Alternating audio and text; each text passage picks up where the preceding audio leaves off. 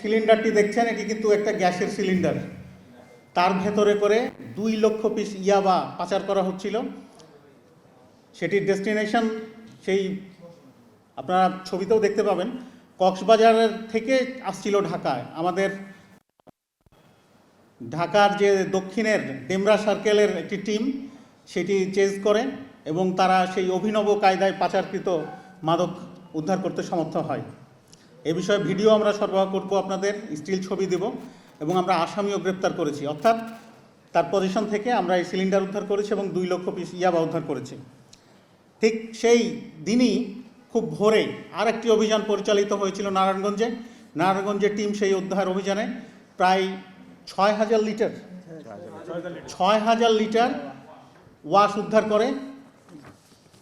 এবং এটাও কিন্তু অনেক বড় একটা অভিযান, কারণ হচ্ছে সেটা একটা দ্বীপের মতো জায়গায়, একটা বিচ্ছিন্ন জায়গায় সেই ফ্যাক্টরিটা তারা স্থাপন করেছিল। আমরা গোয়েন্দা তথ্য সংগ্রহ করে দীর্ঘদিন ওয়াচে রেখে সেই গতকালকে আমরা এটা করেছি। খুব ভোর রাতে কিন্তু অপারেশনটা শুরু হয়েছিল। আপনারা ভিডিও দেখবেন যে সবাইকে টর্চ ইউজ করতে হয়েছে।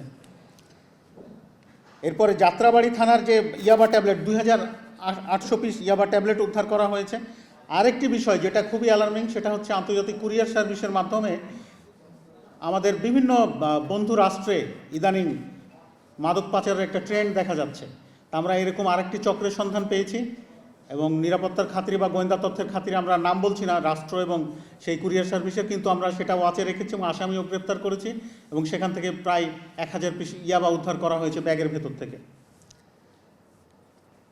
এরপরে আমাদের 3 তারিখে যে আরেকটা অভিযান ছিল, সিদ্ধিরগঞ্জ থানাধীন 2 নম্বর ওয়ার্ড মিজমিজি সাহেব পাড়াস্থ এহসান টাওয়ার নামীয় একটা স্থান ভবনে, সেখান থেকে 2,000 পিস ইয়াবা, এবং ভাটারা থানার জোয়ার সাহারা কুড়িল যে বিশ্ব রোডে যে কুরিয়ার সার্ভিসের কথা বললাম, সেখান থেকে 980 পিস ইয়াবা।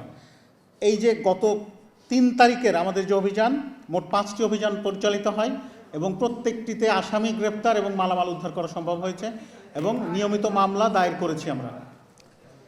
এই অভিযান আমাদের চলমান থাকবে। আমরা প্রেস রিলিজ আপনাদের সরবরাহ করছি যেন আপনাদের নিউজের মাধ্যমে জনগণের ভেতরে সচেতনতা গড়ে ওঠে। এবং ঢাকা শহরে ইদানিং বিভিন্ন জায়গা থেকে যে গাঁজার আগমন ঘটছে, আমরা সেখানে কড়াইল বস্তি থেকে আমরা কিন্তু গাঁজা উদ্ধার করেছি 4 কেজি এবং 2 জন আসামিকে গ্রেপ্তার করেছি। যেগুলো আমরা বললাম মূলত আপনাদের সঙ্গে একটা অনেকদিন দেখাও নাই আমাদের, এক জায়গায় হলাম ঈদের পরে। এটা আমাদের চলমান অভিযান এবং প্রতিনিয়ত আমরা অভিযান পরিচালনা করব এবং আপনাদেরকে আমরা বিভিন্নভাবে সেগুলো অবহিত করব।